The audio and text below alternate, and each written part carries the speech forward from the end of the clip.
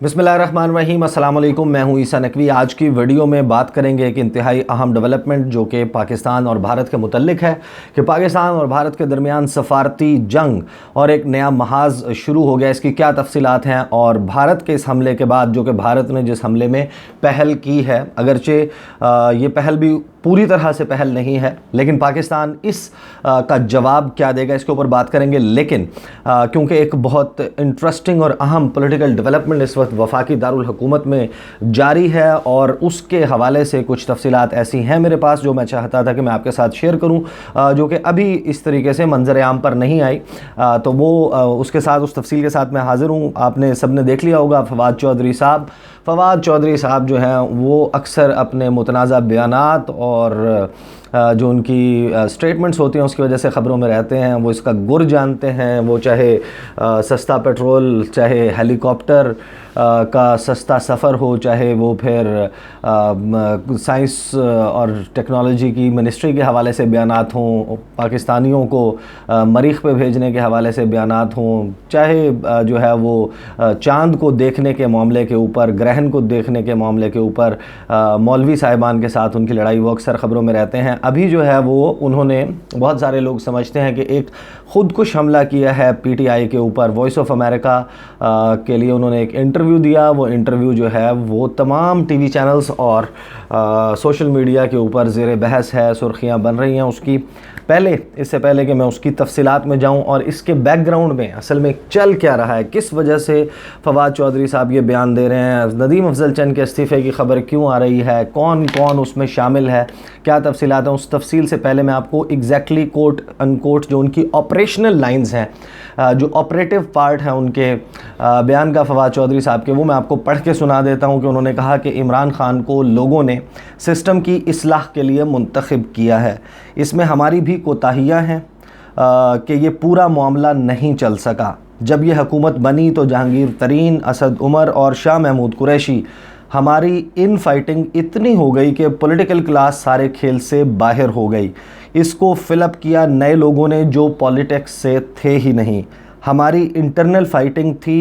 Between these 3-4 top leaders. इसने ना सिर्फ पार्टी को नुकसान पहुंचाया बल्कि पॉलिटिकल क्लास आउट हो गई। उनकी जगह ब्यूरोक्रेट्स ने ले ली और प्राइम मिनिस्टर साहब का जो एक विज़न था, जिस तरीके से इम्प्लीमेंटेशन होनी थी, वो हुई ही नहीं। अब ये जो बयान है मैं ज़ाती तौर पे समझता हूँ कि ये बयान अपनी जो इसमें स्टेटमेंट दी गई है, जो इसमें बात की गई है, वो बात बहुत हद तक दुरुस्त है। और ये एक तरीके से लगभग तकरीबन 2 साल हो चुके हैं पाकिस्तान तहरीक इंसाफ को इलेक्शन जीत कर इक़्तिदार में आए हुए, और इनके साथ, इस जमात के साथ बहुत उम्मीदें वाबस्ता हैं पाकिस्तान के अवाम की, ख़ुसूसन यूथ की, क्योंकि इनका जो प्रॉमिस है पाकिस्तान तहरीक इंसाफ का और इमरान खान साहब का, वो तब्दीली है उस निज़ाम की जो निज़ाम जो है वो गुज़श्ता अदवार में गुज़श्ता हुकूमतों ने जो चलाती आ रही थी, पाकिस्तान पीपल्स पार्टी हो चाहे पाकिस्तान मुस्लिम लीग नवाज़, ऑब्वियसली ये थर्ड ऑप्शन जो है वो डिफरेंट ऑप्शन था। तो ये मैं ज़ाती तौर पर समझता हूँ कि फवाद चौधरी साहब ने जो किया है ये एक वेकअप कॉल थी, मच नीडेड थी, और इसको आप एक mid term, half way through, जब वो अपना तकरीबन आधा जो है टेन्योर वो पूरा करने वाले हैं, इस साल में उनका आधा टेन्योर जो है वो पूरा हो जाएगा, उस वक्त ये वेकअप कॉल एक तरीके से है। लेकिन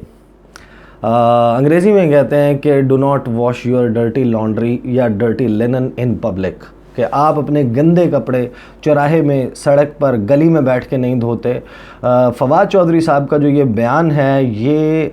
इमरान खान साहब को नहीं उन्होंने कहा, ना उन्होंने ये अपनी पार्टी में ये कहा है। इसमें फ्रस्ट्रेशन भी शामिल है, इसमें जो है वो एक मैसेजिंग भी शामिल है। इसके ताने बाने कहाँ मिलते हैं ये मैं आपको बताऊँगा। फवाद चौधरी साहब का एक छोटा सा मैं आपको बैकग्राउंड, ज़ाहिर है बहुत सारे लोग जानते हैं कि उनकी जो पॉलिटिकल एफिलिएशन है वो मुख्तलिफ़ जमातों के साथ वाबस्ता रहे हैं। वो वो पाकिस्तान मुस्लिम लीग काफ के साथ रहे हैं, वो पाकिस्तान पीपल्स पार्टी के साथ रहे हैं, वो तहरीक इंसाफ के साथ हैं, उनका मीडिया का कैरियर भी है, वो जो है उनकी जो मुख्तलिफ रूप हैं उनसे बहुत सारे लोग वाकिफ़ हैं। लेकिन जिस वक्त पाकिस्तान तहरीक इंसाफ की हुकूमत आई उस वक्त से ये सब जानते हैं कि फवाद चौधरी साहब बनना चाहते थे पंजाब के वज़ीर आला, जो वो नहीं बन सके। और उनकी जो एक तरह से टग ऑफ वॉर तो नहीं कह सकते क्योंकि दोनों एक सेंटर में बैठे हैं, एक पंजाब में बैठे हैं, लेकिन जो सीएम पंजाब हैं उस्मान बुज़दार साहब, उनके साथ भी नहीं बनती। और फवाद चौधरी साहब के मुतल्लिक दो बातें जो हैं वो खासी कही जाती हैं कि हुकूमत की जो भी ख़बरें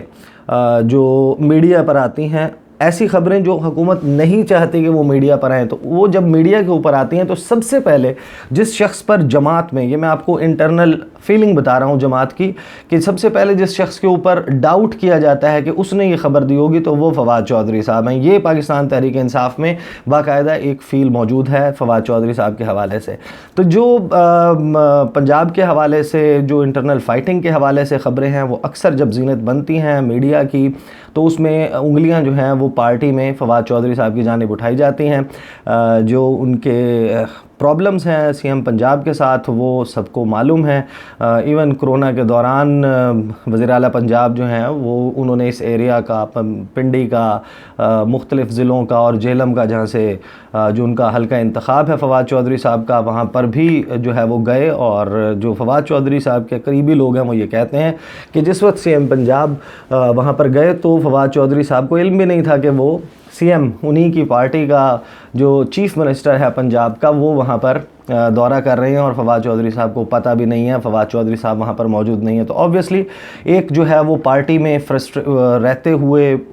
उस तरीके से इम्पोर्टेंस ना मिलने के ऊपर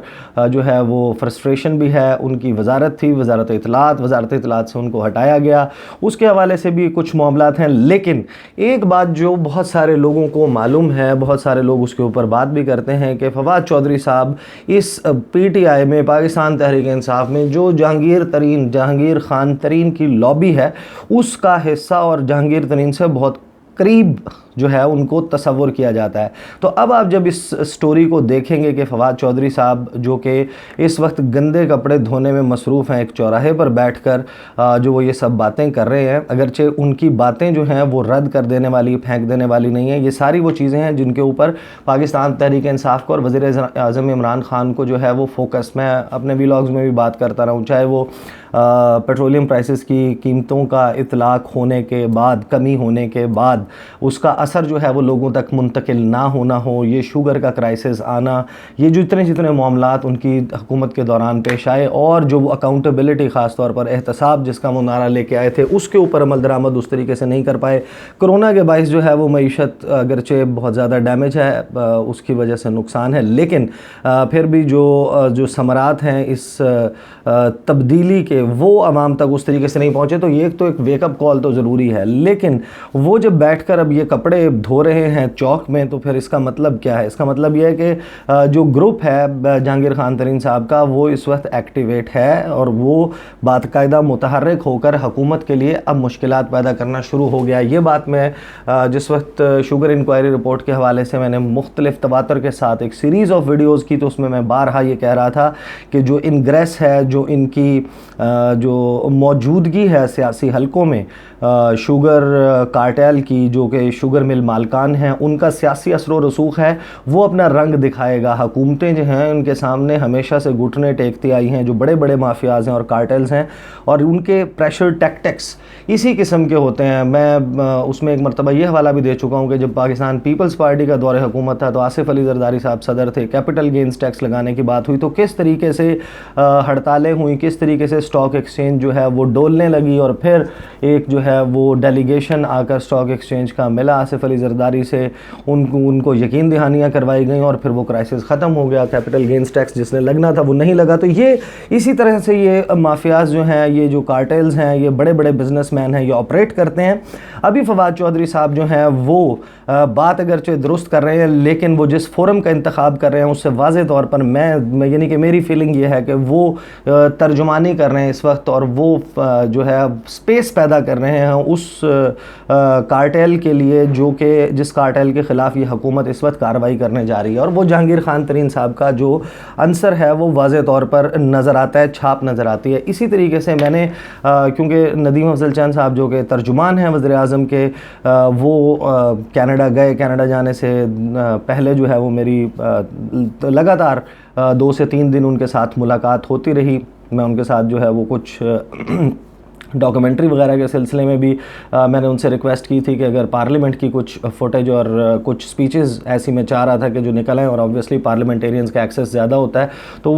उनसे वैसे भी ये मुलाकात हुई थी। और जिस वक्त वो कनाडा में मौजूद थे और ये इस्तीफ़े की ख़बर आई उनकी, उस वक्त भी मेरी उनसे बात हुई और उन्होंने कहा कि ऐसा कोई जो है वो इन ख़बरों में कोई सदाकत नहीं है, मैंने इस्तीफ़ा नहीं दिया। लेकिन जब मैंने इसके हवाले से कुछ थोड़ा सा 1-2 लोगों से बात की तो पता चला कि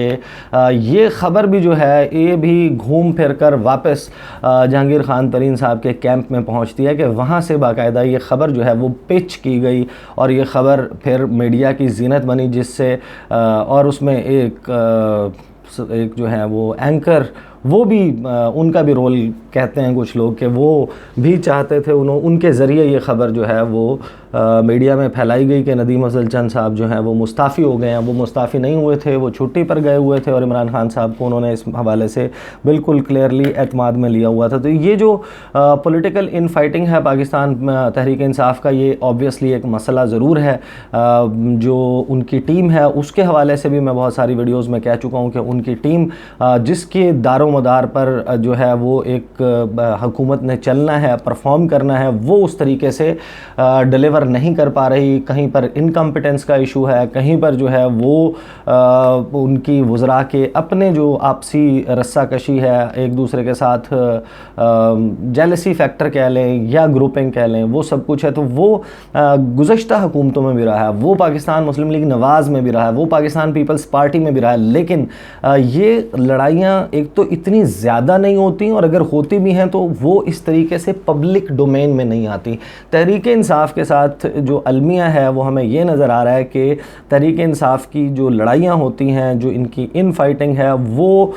मीडिया के ऊपर आती है। मीडिया को ख़बरें जो हैं वो बाकायदा लीक की जाती हैं। अगर एक ग्रुप नहीं करता तो दूसरा ग्रुप कर देता है, दूसरा ग्रुप नहीं करता तो फिर उन दोनों की आपसी लड़ाई से फ़ायदा उठाने वाला तीसरा ग्रुप कर देता है। बहरहाल मैं ज़ाती तौर पर ये जो पॉलिटिकल डेवलपमेंट हुई है, जिस के दौरान ही हमें मुस्लिम लीग नवाज़ और पाकिस्तान पीपल्स पार्टी की तरफ से भी हुकूमत के जाने के हवाले से बातें करते हुए लोग जो हैं वो ज़ाहिर है वो तो शुरू से कर रहे हैं, लेकिन अब जो इस सियासी माहौल में जो बन रहा है वो सब कुछ डेवलप होता हुआ नज़र आ रहा है। आज का जो काबीना का इजलास था उसमें बहुत गर्मा गर्मी हुई है। बड़ा क्विकली मैं आपको बता देता हूँ, बहुत सारे लोगों के पास डिटेल्स होंगी, लेकिन फैसल वावडा साहब ने बहुत ही सख्त जो है वो वहाँ पर स्टेटमेंट दी है। वहाँ पर उन्होंने बाकायदा एक तकरीर की है। असद उमर साहब ने कहा है कि इस तरह की बात की है। फवाद चौधरी को जो है वो उन्होंने उनके इंटरव्यू का हवाला देते हुए कहा कि इस किस्म की बात की गई है कि हमारी लड़ाई की वजह से परफॉर्मेंस नहीं है और परफॉर्म नहीं कर पा रहे। और फैसल वावडा ने बाकायदा टेक ऑन किया है इन लोगों को, इन वज़रा को, और ये कहा है कि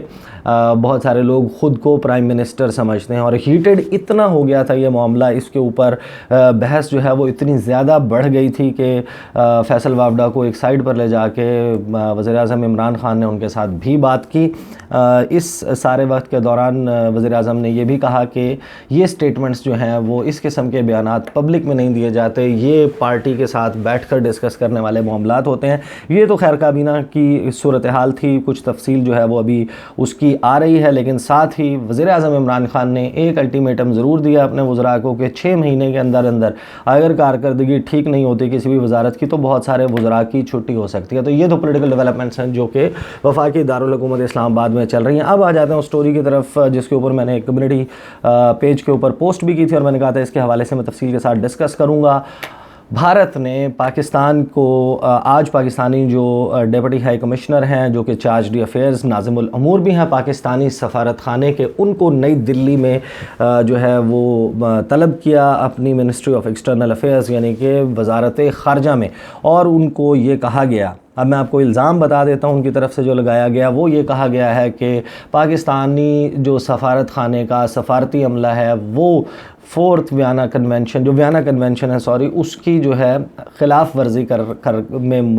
मुलव्वस पाया गया है। जासूसी में पाकिस्तानी सफारत खाने का जो अमला है वो मुलव्वस पाया गया है। इस वजह से भारत ने ये फ़ैसला किया है कि पाकिस्तानी सफारत खाने का आधा अमला 50% स्टाफ जो है वो अपने बैग्स पैक करे और वापस पाकिस्तान चला जाए। और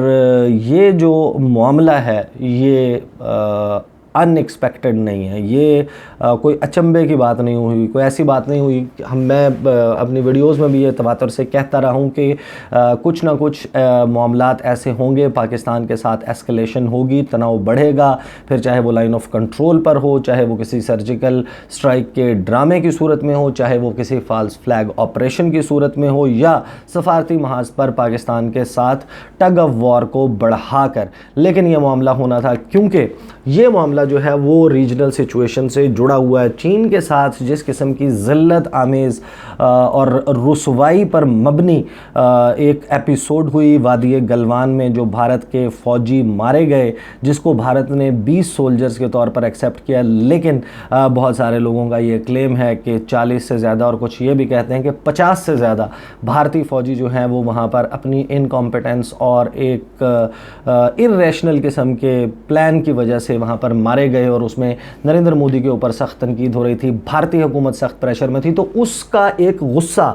निकालना था और एक मोरल बूस्टर के तौर पर कुछ ऐसे डिसीजंस लेने थे जिससे बातचीत जो है, मीडिया में जो गुफ्तगू है उसका रुख और पब्लिक ओपिनियन वो थोड़ा सा वापस बीजेपी की तरफ माइल किया जाए कि हौसला करो, हमारी हुकूमत जो है वो बहुत जो है वो तगड़ी है, देखें हमने पाकिस्तान के साथ क्या किया, हमने उनका आधा सफारती हमला वापस भेज दिया। तो ये डेवलपमेंट जब हुई उसके फ़ौरन बाद पाकिस्तान ने दफ्तर ख़ारजा में भारत के डिप्टी हाई कमिश्नर और जो यहाँ पर चार्ज डी अफेयर्स हैं, नाइब सफ़ीर भी हैं और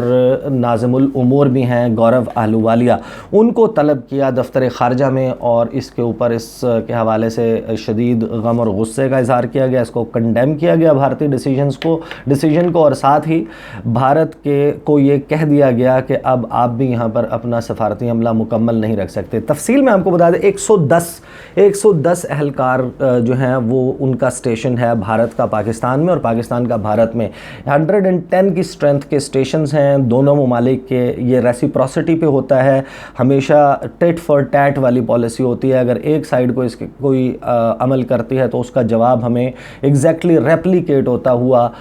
मिरर उसका इमेज बनता हुआ हमें दूसरे मुल्क में नज़र आता है। भारत ने जो कुछ किया उसके बाद यह मुमकिन नहीं था पाकिस्तान के लिए कि वो फिर भारतीय सफारती एहलकारों को यहाँ पर रहने देता। तो भारतीय सफारती एहलकारों को ये कहा गया है कि आप भी अपना बोरिया बिस्तर बांधें और यहाँ से चलते बने, उनको भी जाने का कह दिया गया है। और इसमें एक बात ज़रूर आपको मैं बता दूं कि ये जो पहल है, ये पहल बुनियादी तौर पर मैं ये समझता हूं कि भारत ने नहीं की। जब भारत ने 5 अगस्त को कश्मीर को एनेक्स किया, कश्मीर को यूनियन टेरिटरी बनाया अपने जो है वो, उसके बाद उन्होंने नक्शा अपडेट किया, आर्टिकल 370 उसको एब्रोगेट किया, उसको ख़त्म किया, जिससे कश्मीर का उन्होंने अपने तौर पर मुतनाज़ा स्टेटस ख़त्म करके उसको यूनियन टेरिटरी एक डिक्लेयर कर दिया। कश्मीर को, लद्दाख को और साथ ही जम्मू को, इन 3 को। उसके बाद पाकिस्तान ने, ये 5 अगस्त का वाक़या था, पाकिस्तान के हाई कमिश्नर नए, उन्होंने चार्ज लेना था नई दिल्ली में। पाकिस्तान ने सबसे पहला डिसीजन ये लिया कि अपने जो डिप्लोमेटिक रिलेशंस हैं, जो अपने सफारती ताल्लुकात हैं भारत से, उनको 1 स्टेप डाउनग्रेड किया। पाकिस्तान ने वहाँ पर अपना हाई कमिश्नर ना भेजने का फ़ैसला किया, उन्होंने कहा कि हम नहीं भेजेंगे। और उससे 2 रोज़ के बाद 7 अगस्त को पाकिस्तान ने ये किया कि जो भारतीय हाई कमिश्नर थे पाकिस्तान में, इस्लामाबाद में, अजय बिसारिया, उनसे भी कहा कि अब क्योंकि हम अपना हाई कमिश्नर दिल्ली नहीं भेज रहे तो आप भी यहाँ से जा सकते हैं। पाकिस्तान ने डाउनग्रेड किया था। ये डाउनग्रेडेड रिलेशनशिप जो है डिप्लोमेटिक, ये चल रहा था। उसके बाद ये सारी एपिसोड बनी है रीजनल सिचुएशन की वजह से। भारत ने जो है वो ये इकदाम उठाया है। ये मामला फ़र्दर किस तरीके से एस्केलेट होगा, इस सिचुएशन ये जो डेवलप हुई है इसके ऊपर ये ज़ाहिर है आज जो चाइनीज़ चाइनीज़ फॉरेन मिनिस्ट्री के स्पोक्स पर्सन हैं ली चियान ज़ाओ, उन्होंने भी जो है वो ये कहा है कि भारत और चीन जो है वो कोशिश कर रहे हैं कि मामले को जो उनकी आपस की टेंशन है, तनाज़ा है, उसको बातचीत के ज़रिए हल कर लें। लेकिन ये मामला जो है इसमें रोज़ बरोज़ कुछ ना कुछ नई डेवलपमेंट्स हो रही हैं, तो उनसे भी मैं आपको आगाह करूँगा। अगली वीडियो में आपके साथ मुलाकात होगी। मुझे इजाज़त दीजिए। अल्लाह हाफ़िज़।